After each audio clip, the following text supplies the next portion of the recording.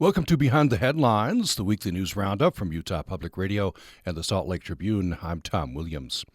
Dallin Oaks ascends to the presidency of the Church of Jesus Christ of Latter-day Saints and concedes we do not have the answers to all of the world's problems. Governor Cox taps an originalist for the open Utah Supreme Court spot amid tension between legislature and judiciary. And Utah book bans may not go far enough, a state audit finds, citing notable amounts of sexual content still in schools. Later in the program, we'll be talking with Salt Lake Tribune religion reporter Tamara Kemsley. Right now, we bring in politics reporter Robert Gerke. Robert, thanks for joining us. Yeah, happy to be here, Tom. Thank you. And we also have with us education reporter Carmen Nesbitt. Carmen, thank you. Hi, Tom. Good to be here. Hello. Good to have you with us. Let's start with Robert, and we will definitely talk about the open Supreme Court seat. But Robert, you have yet another story on redistricting. This is the story that keeps on giving. Tell us the latest. What's happening here? I think the latest is my brain's about to explode. Right. I'm a little bit overwhelmed with all of this, but so essentially what has happened this week is the Utah Republican Party has filed to run a ballot initiative, a ballot referendum, and what they call an indirect initiative, and we'll explain what those are. Basically, the aim is to try to repeal both the map that the legislature passed, the replacement map that they passed last week on October 6th, trying to repeal that and also repeal Prop 4 in total. So the referendum would repeal the map. They have to go out and gather 141,000 signatures roughly, plus some extras because they won't all count. But they have to have 140,000 valid signatures, and if they get that, it goes on the repeal goes on the 2026 ballot. But the key part of this is that once the signatures are verified or validated and it's certified for the ballot, that map C gets put on hold until after the election. So that creates a question of, okay, well, what map are we going to use then when we have candidates filing to run for election next year?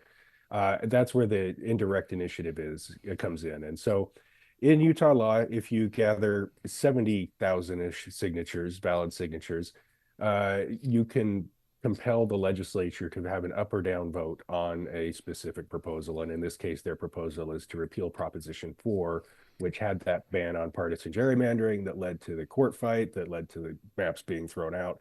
They believe that if they repeal Prop 4, then the whole problem goes away in their eyes. The court this Utah Supreme Court last year obviously said, well, you can't repeal a proposition without violating the citizens' constitutional right to make laws via the initiative. The Republicans are betting, I guess, that the court will think that a indirect initiative, this legislative initiative, would trump another initiative. You can repeal an initiative with an initiative. So that's where that stands. The plaintiffs have already sued to try to block that initiative because they say, while the ballot initiative that created Prop 4 is a constitutional right in Utah's constitution, the legislative initiative is a legislative creation. It's only in statute, and you can't trump a constitutional right with a statutory construct. So that's where we are now, and today we're getting new filings back and forth, arguments on whether the map the legislature adopted is adequate and what they should do if it's not.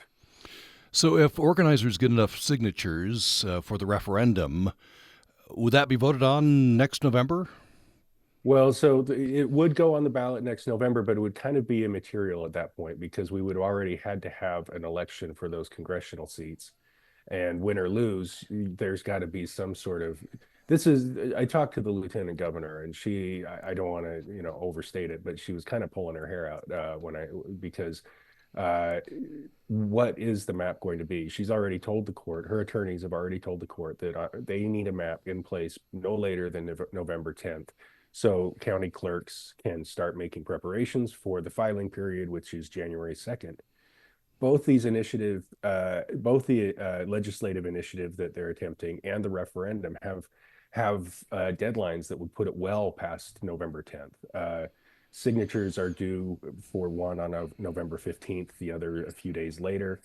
But before they can start gathering signatures, they've got to have this series of public meetings. They've got to give 10 days notice of those public meetings.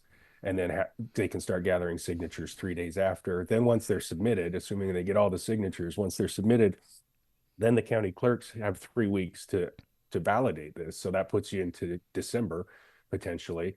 And on top of that, the public voters who signed the petitions have at least 45 and up to 90 days to remove their signatures from the petitions, which then creates this, this chaos, as she put it, chaos and confusion in an already chaotic process. Because, like I said, she says they have to have a map in place November 10th. This puts it well into January and potentially February even.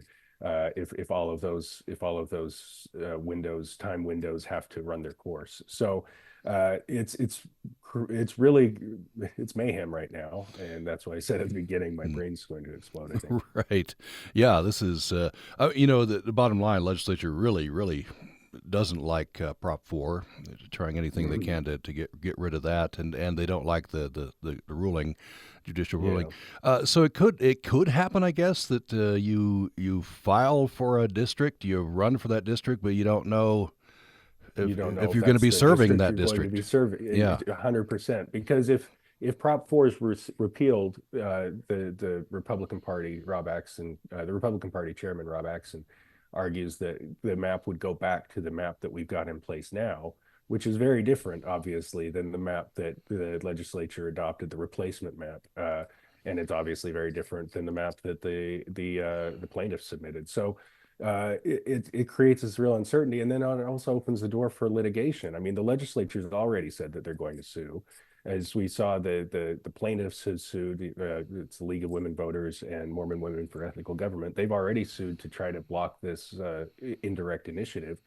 And according to the lieutenant governor, I mean, candidates could sue if they get the rug pulled out from under them. If they spend several $1,000,000 perhaps running for a seat that then suddenly disappears on election day. So it's a real, everything is up in the air right now when it comes to redistricting. So what are the deadlines for the referendum and for the indirect initiative for the signatures? So they have to have the signatures submitted by mid-November. And that creates another issue, right? They're submitting the signatures in mid-November, then the clerks have the 21 days, but that takes you through the holidays too. I mean, they're going to be working, Thanksgiving and into approaching Christmas at least, validating these signatures. It takes quite a while. So that's the deadline, and then it presumably would be certified in December or January, and like I said, potentially into February before we have this whole process that's in place in statute. These are statutory deadlines that have to be met, run their course. You point out in your story, Robert, that woulda, coulda, shoulda, right? Opponents of these measures would not be facing the possibility of a referendum if two members had shown up and if two Republicans had voted yes. Yeah, that's kind of an interesting little twist in the whole thing. Senator Heidi Baldery and Senator Dan McCabe both voted no on the legislative map because it was a protest vote. They thought the process was unconstitutional, that the courts had overstepped, and they cast no votes in protest. Two other senators, your senator, I believe, Senator Chris Wilson and Senator John Johnson, were both absent, although it sounds like Senator Johnson probably would have voted no as well. But that's still, had they got to that 2/3, had they got 20 votes for this map, then it wouldn't have been eligible for a referendum. So that's just kind of an interesting irony at the end of all of this. One more thing on this, Robert. The indirect initiative, I'd never heard of it. It sounds like it's pretty obscure. That's controversial, right? Opponents are saying that it's not in the Constitution. Yeah, they're saying it's not in the Constitution. You can't use it to repeal a constitutional right or rescind a constitutional right. And so they're asking the court to disqualify the initiative push. We'll have to see how that plays out, right? To to I've never been able to find an example of this being used, and the lieutenant governor said she believes it's the first time it's ever been used in Utah history. So it is kind of uncharted waters in that regard. Well, I'm sure you'll be keeping us up to date on all of this Oh yeah. as we go forward. Let's turn to the Supreme Court, and this whole fight over redistricting is one sore point between the legislature and the judiciary, right? And that's kind of the backdrop for this story. We've got a justice on the Supreme Court, retiring, and so there's an opening. Tell us about who Governor Cox has nominated. Correct.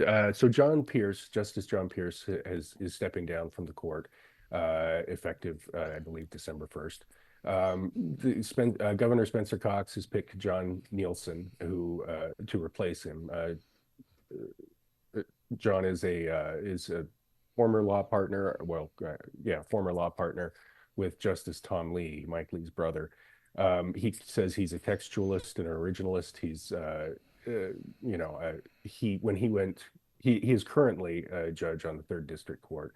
And when he went through his confirmation proceeding, the senators liked him a lot because they believe he's the type of judge that they would like to see on the high court. He is, again, a very dyed-in-the-wool conservative judge, and they believe he would be a much more conservative justice. And so I think that, it was almost a no-brainer for Governor Cox to pick somebody like this, knowing that he's gonna likely sail through the confirmation process with the Republican legislature. As you mentioned, they're still seething about not just the Supreme Court's ruling on the redistricting issue, but also, they blocked the state's abortion law. They had, there's been a series of rulings that have gone against the legislature, and they think the court's been activist and overstepped their bounds. And that's why we've seen things like the legislature earlier this month stripping the justices' right to pick their own chief justice and giving that power to Governor Cox with the Senate confirmation. So that's the kind of dynamic that is in the background, I guess, in this whole nomination process plays out. By the way, I did have a question on the Chief Justice. The legislature has passed. Governor Cox agreed to it. Now Governor Cox would appoint the Chief Justice. Governor Cox was concerned when the term was 4 years, but he okayed it for a term of 8 years. Will that kick in once the Chief Justice retires? Is that when that starts? That would kick in when the current Chief Justice Matthew Durant's term is up, and he just started a new term. But if he were to retire, for example, then yes, then Governor Cox would be the one to pick the next Chief Justice. There's another interesting dynamic. Emily Anderson Stern did a story about Governor Cox was asked about whether he supported expanding the Supreme Court. There was a proposal last year to look at going from 5 justices up to 7 or even 9, most likely 7, but there's nothing in writing yet. And Governor Cox said that he thinks it's a really good idea worth looking at. Now, the opponents of this consider that court packing. Again, if they don't like the 5 justices who are currently there or the 4 that will be there after December, then if you add some more conservative justices like John Nielsen, then you can end up reshaping the court in a way that is more favorable to the Republican legislature. So that's we're looking to that to play out during the upcoming legislative session as well. It's another twist in the whole process. One more thing here. You quote Senator Dan McKay in your story. Mm-hmm. He says the relationship between lawmakers and the courts is not healthy. That's pretty obvious. And then he complained that 2 of the justices, Diana Hagan and Jill Pullman, quoting here, gave answers to questions about legal processes, separation of powers that McKay says are contrary to opinions they have written. Frustration here, and you see this on the national level as well, right? And President Trump is railing against his own appointees. You kind of have to read the tea leaves, right? And hope that the person that you approve is going to rule in your favor. Well, it is kind of funny because these 5 justices were all appointed by Republican governors, confirmed by Republican senators, but these are lifetime appointments, or as long as they decide that they want to stay on the court. And so once they're on the court, you have very little control over them outside of potential impeachment. And so, yeah, Senator McKay was frustrated that he thought that the answers that they were given did not reflect how they've ruled on the bench. These two justices in particular that he said he was part of the confirmation process on. And he said they're better at being chameleons than they once were, and so that they're I think whatever judge or whatever nominee that Spencer Cox put forward for this vacancy was likely to get a lot more scrutiny than the past ones have, just because they feel like they've not necessarily received the full story, or have had the results did not match what in at least Senator McKay's case he feels like he was told during the confirmation process. By the way, on Behind the Headlines, we're talking with politics reporter Robert Gerke. Robert, we just have a couple minutes here. I'd love to give me your cliff notes. Have you give me your cliff notes of this one? Utah's incorporation law is unconstitutional. A judge ruled the votes for Summit County ballot measure won't count. You and I have talked about this one on the program before. Kind of complicated. Give me your kind of streamlined version of this. Yeah, in a nutshell, earlier this year, there was an attorney who had proposed creating a town, West Hills. It's up just outside of Camas off of State Road 248. This land used to be part of the Garf Ranches, which was this sprawling cattle grazing pasture on these really, lovely rolling hills. Goes up and looks over into the town of Oakley. It was divided into 40-acre lots that people could build a home on, but the cattle still graze there. And the proponents of this township don't like that they feel limited in what they're able to do on their land. They can't subdivide it beyond the 40 acres, for example. They're limited in what they can build on it and so forth.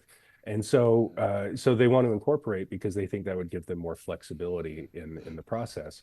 But there was this quirk where, the way it works is you propose your original map. People who don't want to be in the town can exercise the right to exclude their property from the map. They submitted a second map in this instance after a number of people did exercise that exclusion right. They had a public hearing on it, and after that public hearing, you can no longer exclude your property. But then after the public hearing, they added additional parcels. And those people didn't want to be on it, but under the law, they were not allowed to exclude their property. And so they said that they were stuck in this township that they didn't want to be a part of.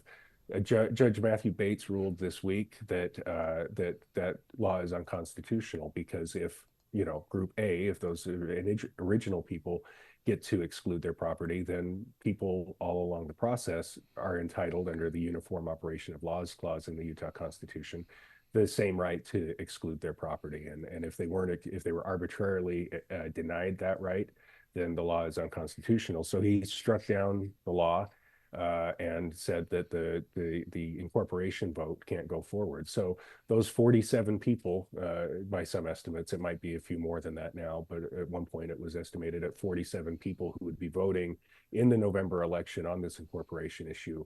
It'll still show up on their ballots because ballots are going out. But those votes won't be counted and the thing won't go forward unless the developers who are proposing the township, they say they will likely appeal the ruling. So there's still potentially some, again, action in the courts like we've been talking about all through the first segment of this show today. Well, interesting story, and these types of issues, statewide, nationwide, property rights and growth and lifestyle, right? So I'm sure you'll be covering this one as well. Yeah, they want to preserve that rural lifestyle, and these incorporation fights.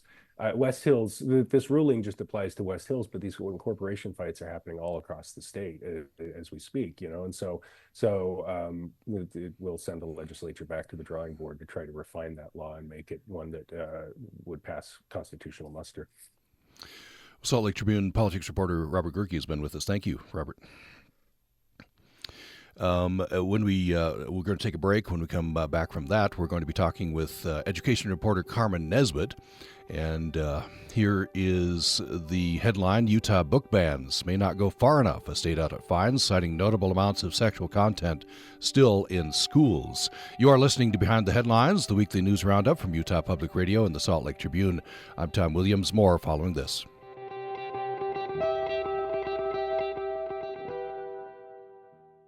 You're listening to Behind the Headlines, the weekly news roundup from Utah Public Radio and the Salt Lake Tribune. I'm Tom Williams. We turn next to Salt Lake Tribune education reporter Carmen Nesbitt. Carmen, thanks for joining us. Hi, Tom. Always a pleasure. Hello. Always a pleasure. Here's the headline: Utah book bans may not go far enough. State audit finds, citing notable amounts of sexual content still in schools. Carmen, tell us what the current law is, and then we'll get into the audit. Yeah, that's great you asked that, because I was actually going to kind of step back a little bit, because I know we've talked about book bans before on the show, but I don't know if we've gotten into the nitty-gritty of the law and like how books can get removed from schools. And I think that's really important context for understanding the potential implications of this audit. So basically in Utah, school books that contain school books that contain sexual content or nudity that are determined to have no serious value for minors are treated as pornography. Like, the law makes zero distinction between pornography and these books that have sexual content that have no serious value for minors. And so the law calls this objective sensitive material. And I kind of want to get into what that means. So objective sensitive material under the law, I'm reading from the law, includes descriptions of intercourse, masturbation, or touching of genitals. And nudity is defined as anything less than completely or opaquely covering human genitals, buttocks, female breasts, below a point immediately above the top of the areola. And nudity also includes any depiction of male genitals in a discernibly turgid state, even if fully covered. So in order to determine whether descriptions like that are considered objective sensitive material, what happens is somebody challenges a book in a school, and a committee reviews this book and says, okay, yes, this is objective sensitive material. And if so, it has to be removed from the school district. It doesn't matter what school it was challenged at. The book goes from every single school.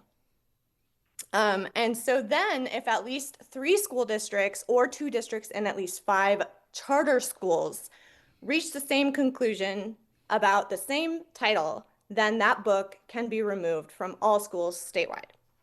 So that is just kind of like the basis, right? So what state auditors did was they took a list of 22 titles, which were sourced from, this says directly in the audit, a site called ratedbooks.com.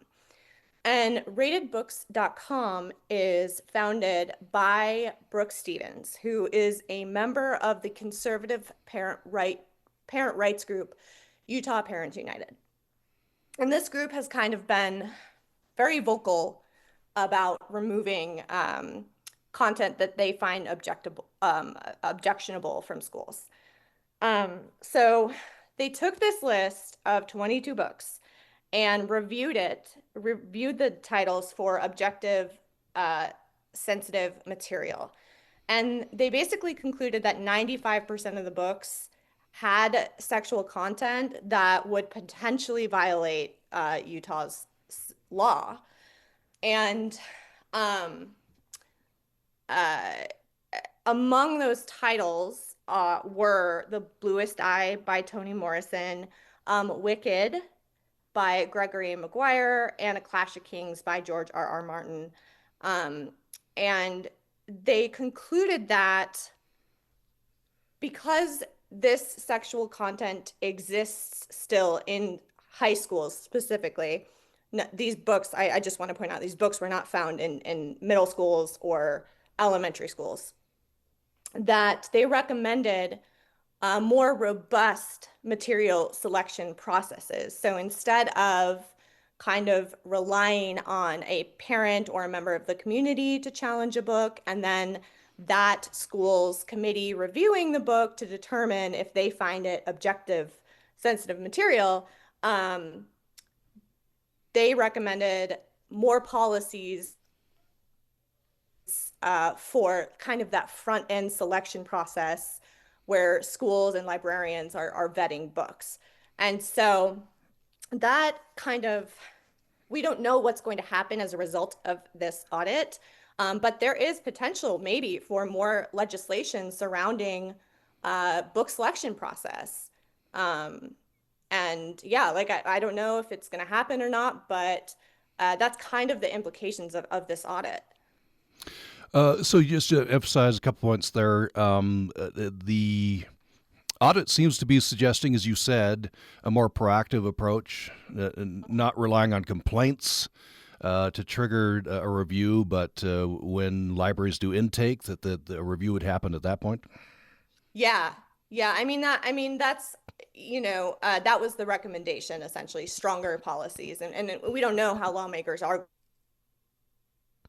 going to respond to this audit, but that was the recommendation.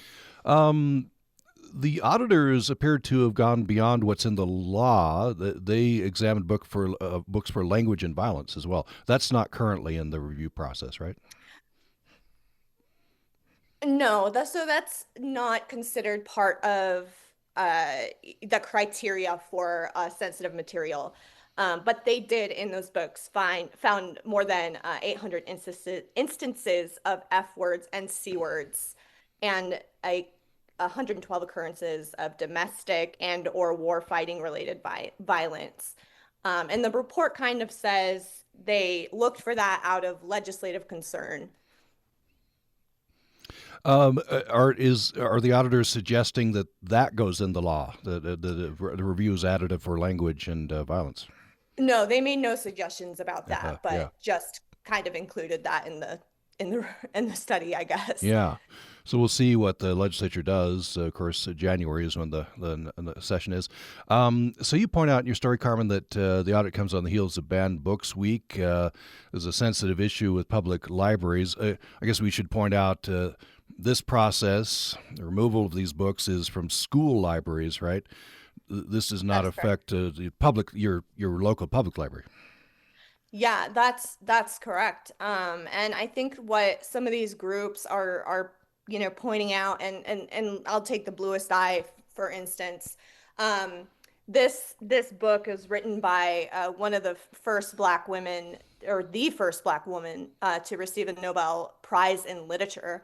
And yeah, the book definitely contains some, I guess, explicit content and some violent and uncomfortable topics. What these organizations are saying is, if we base our decisions right, just about the sexual content that is included in books, and we're doing this on a statewide basis under a statewide definition, that takes away even local control of determining, is the Bluest Eye right objective sensitive material.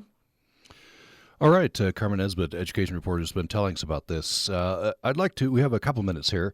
I'd like to have you tell me, you wrote a story recently about the voucher program. You're keeping an eye on this. Tell me, first of all, very briefly, what this law says and where people can spend this money.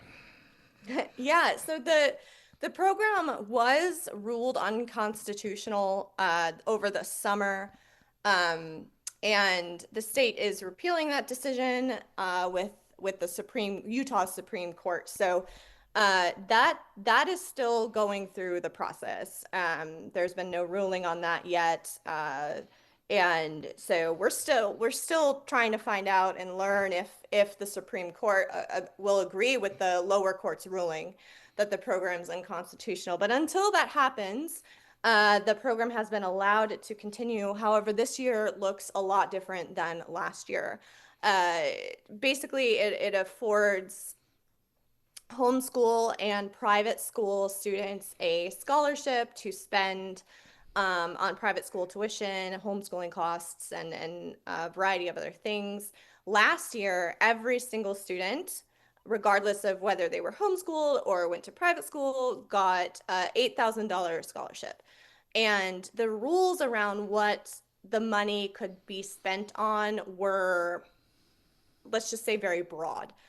Um, and uh, After kind of reviewing how that money was spent, lawmakers put a lot more guardrails in place this year, including different scholarship amounts. So this year, students attending private schools get $8,000.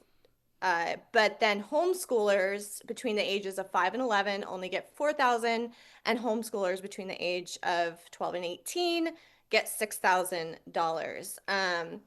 Right now, according to data I got from Odyssey, who is the program manager, the state hired them to oversee the program, said about half of this year's recipients are homeschooled and the other half attend private school.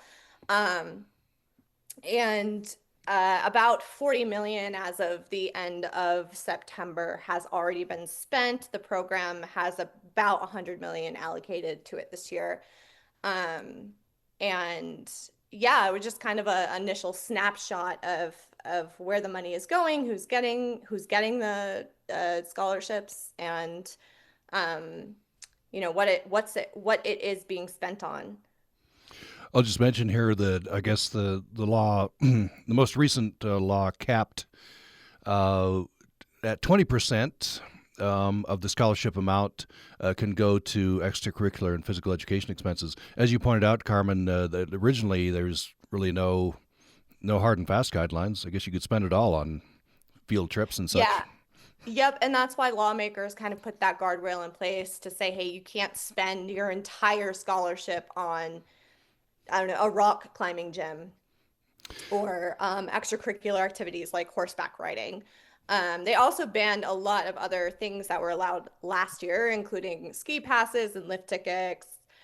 Furniture is banned, clothing is banned, food is now not something you can purchase. And general office supplies that are, quote, not specific to an educational activity, which we did see a lot of purchases last year. Megan Banta and I did a kind of a big research, investigative article on how the money was spent, and there were quite a few purchases, I would say, that were office related, but kind of raised questions about whether or not they had an actual, educational purpose. Well, and we'll see when this has been appealed to the Utah Supreme Court, right? So we'll see when that ruling comes on this. Carmen Nesbitt, Education Reporter, has been with me. Thank you so much. Thanks, Tom. Time for Underplayed Stories of the week. We'll turn to Robert Gerke. What's your Underplayed Story of the week, Robert? Well, I'm glad Carmen's here because I was going to plug her Salt Lake City School District story. This is about the controversial firing of a West High principal a couple years ago, and he spoke to the legislative committee last month and said it was retaliatory. On Wednesday, I believe, Carmen, the superintendent responded saying that the allegations are ludicrous and nobody was retaliated against. The legislature is taking a really keen interest in this, and I don't think we've heard the last of it yet. This principal was loved by many of the students and parents, and kind of was shown the door fairly quietly, and now we're kind of finding out a little bit more about it, and Carmen's doing a nice job reporting on that. You can find it at sltrib.com. sltrib.com, yeah. Interesting story. Carmen, what's your underplayed story? Yeah, thanks, Kirky. Appreciate that. So I don't know if you're a little bit like me and you're a little news fatigued. Yes, we do get news fatigued as journalists. My colleague Brock Marchand did a story about another Trader Joe's coming to Harriman, and it's just everybody likes a good Trader Joe's. So yeah, a lot of fans. Yeah. yeah. So if you're just looking for a light, fun read about Trader Joe's. Okay. All right. Find that at sltrib.com. All the stories we've been talking about at sltrib.com as well. Following break, we're going to go to a recorded interview with Tamara Kemsley. We have been have had on the program today politics reporter Robert Gerke. Robert, thanks so much for joining us. Thank you. And Carmen Nesbitt has been with us. Thank you. Thank you. Thank you. Following a break, here's the headline. Dallin Oaks ascends to the presidency of the Church of Jesus Christ of Latter-day Saints and concedes we do not have all the answers to all of the world's problems. We'll be talking with Salt Lake Tribune religion reporter Tamara Kemsley. You are listening to Behind the Headlines, the weekly news roundup from Utah Public Radio and the Salt Lake Tribune. Hope you'll stay with us following the break.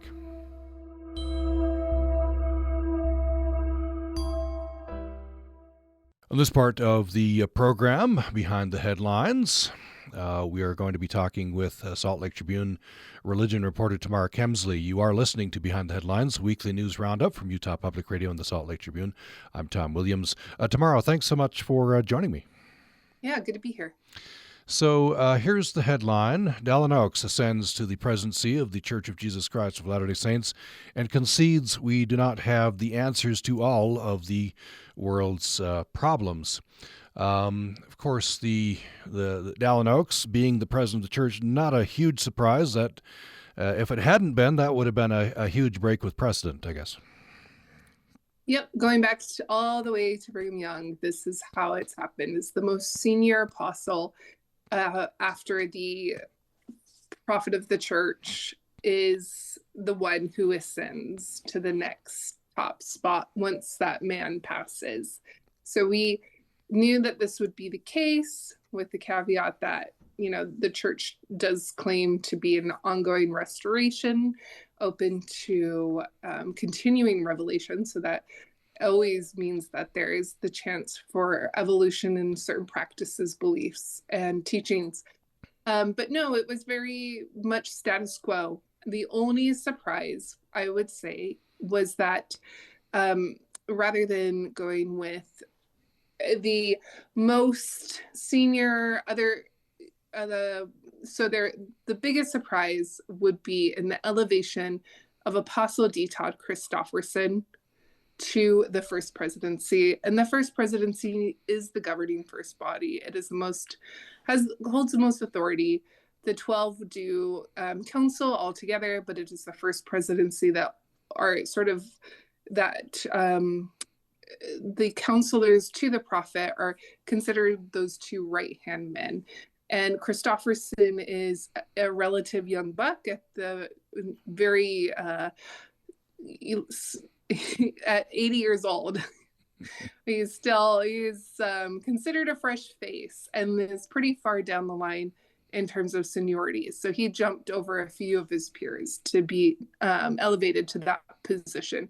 Henry Eyring, in contrast, also in his 90s, like Dallin Oaks, he was in the first presidency as it was previously constituted under President Nelson, who passed away. So give me just a bit of a thumbnail.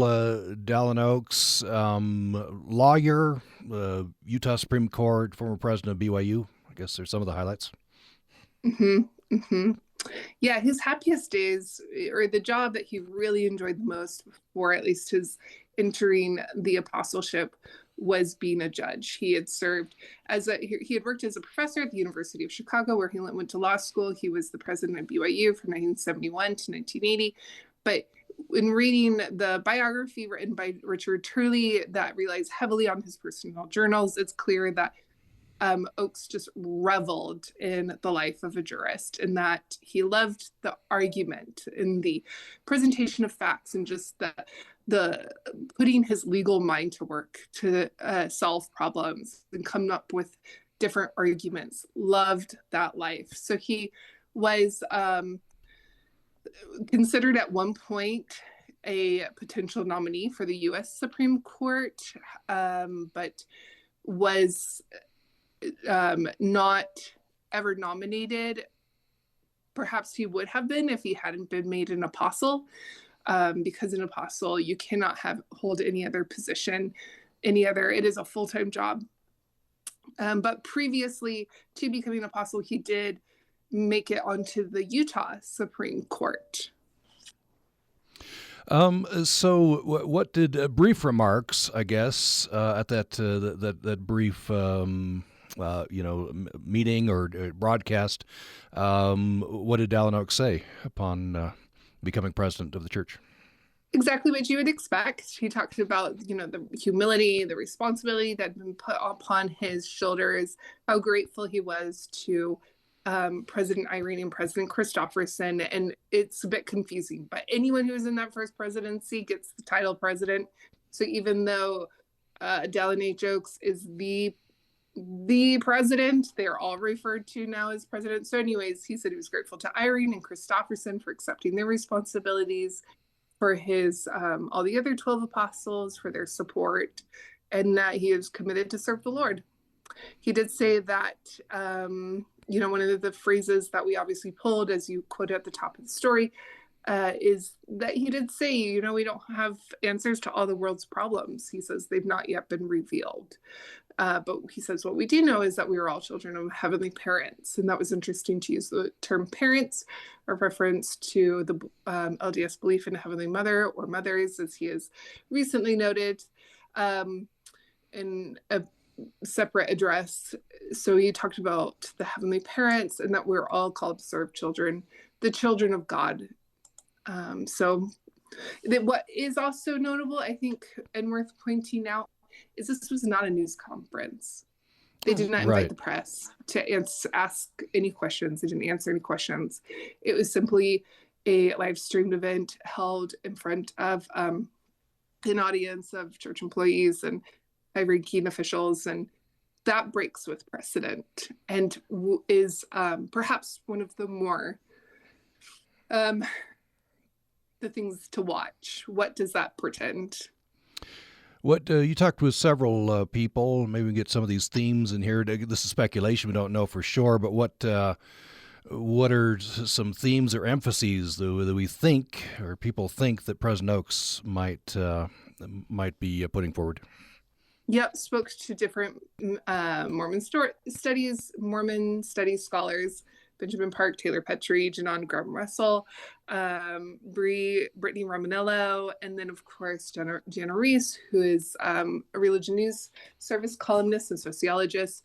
One of the themes that came up over and over, the most frequent in the course of my conversations with these individuals who are longtime watchers of the institution, as well as the rank and file, was that yes, Dallin Oaks does have, he is a bit of a boogeyman for the progressive members of the church and ex-Mormons, that he is known to repeatedly come down very hard, very strict on the fact that only a man-woman marriage is ordained of God, and returning to that subject again and again and again, and really becoming the face and voice of the church's conservative stance on social issues, especially pertaining to gender and the family. However, what these observer types were saying was that they actually wonder if perhaps the group that Oaks is most on a collision course with are Latter-day Saints who support Trump and the MAGA movement. Oaks is a institutionalist in his core, in his heart. He's talked, for example, about how religious freedom, as important as it is, should not be absolute, that to live in a pluralist society, which we should aim to do, even religions under the First Amendment, with all the protections provided by the Constitution, must find ways to bend and accommodate other voices, other beliefs, and other parts of society. That in the past, he has also been very suspicious and wary of groups like the John Birch Society, back when he was president at BYU, opposing it there, and just has sought, very much sees himself, people on the outside might disagree, but sees himself as a moderate. It's interesting, you made note in the story that now President Christopherson, his brother Tom is openly gay. And I think you have a quote from Tom Christofferson. Yeah, Tom has been someone who has written about his experience as the openly gay man in the church. He has advocated for a more loving posture, not necessarily a policy change or a doctrinal change, but simply for there to be kind of rhetoric and more understanding and love shown to the LGBTQ community, both within and without the church. So this obviously is an interesting situation that puts his brother Todd Christofferson in, to have someone who has, some have argued, been sort of the face of the more, some might argue, homophobic comments, to have Todd now serving at that individual's side in this very public capacity will be, I think, something that a lot of people will watch how he threads that needle, if it's a subject that he comes to. If, however, the first presidency becomes more focused again on these other issues that are arising in the church, with the concerns about, political violence has been something that Oaks has become increasingly concerned with. And indeed, Christofferson, who was very involved in the prosecution of the Watergate case when he was just a fresh-faced out of Duke graduate, he too is clearly an institutionalist, someone who believes very strongly in the rule of law. I wonder if they don't make that the emphasis and de-emphasize some of the other subjects that they've been that Oaks has emphasized in the past. However, that said, it's very possible that they walk and chew gum at the same time, and there are multiple focuses of this presidency. There's some speculation, given President Oaks' emphasis on the family, man and woman, right, the traditional family, that a proclamation that was given some 30 years ago, proclamation on the family, might now be canonized, put into scripture. That's right. Yep, we'll see. It is a controversial document among those who identify as more nuanced or progressive members. It is used language about how gender is eternal, that men preside in the home, that women are the primary nurturers. And so it has both very strong support among members who see themselves as more conservative, less so among those who don't. And it has been a divisive document, when that has been used in certain cases as a litmus test for what kind of Latter-day Saint a person is. And that should it be canonized, many believe that it would occur under an Oaks presidency because of Oaks's focus on the issues that the document raises, and because it is one that it's a point that Oaks has come to even recently in his General Conference sermons, talking about how there is this need to understand and treat the principles found in the document as doctrine. So it seems that he has laid that groundwork for himself. There's another prominent position still open, a new apostle. Do we have an indication at all when that might be filled? We don't. Yep. Your listeners, your diehard fans will perhaps recall for our earlier conversation on this, that an apostle is a for-life position and is very much going to be a bellwether as to the kind of presidency and emphasis that the Oaks administration, as you will have. For instance, I believe two out of the three of the apostles that Nelson chose were international, and then he also appointed the first Asian American apostle. And sure enough, the Nelson presidency was one that was very global in its focus. So that's something to watch. All right. We've been talking with Tamara Kemsley, Salt Lake Tribune religion reporter, talking about the installation, ascension to the presidency of the Church of Jesus Christ of Latter-day Saints by Dallin Oaks. Tamara, thank you so much. Okay, thank you. You have been listening to Behind the Headlines, the weekly news roundup from Utah Public Radio and the Salt Lake Tribune. I'm Tom Williams. Hope you will be with me again next time.